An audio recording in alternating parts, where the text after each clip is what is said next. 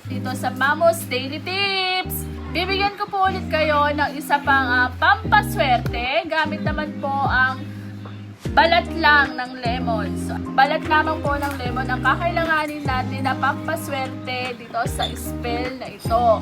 So, paano nga ba gawin ang spell na ito? O para saan ang spell na ito?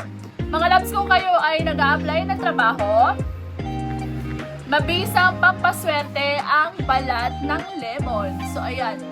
Paano ito gagawin? Mga loves, dadalhin nyo lang ito.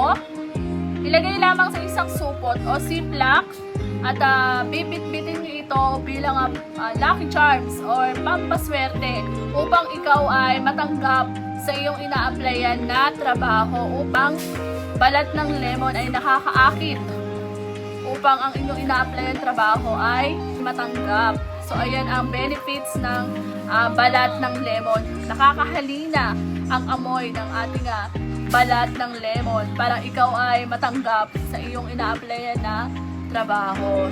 So ayan, hanggang dito na lang mga loves, at sana'y may natutunan kayo at sana sa lahat na nag-a-apply ng trabaho ay matanggap kayo na dala-dala ang pampaswerteng balat ng lemon. So ayan mga loves, hanggang dito na lang po at magkita-kita tayo ulit sa Mamos Daily Tips at marami pong salamat.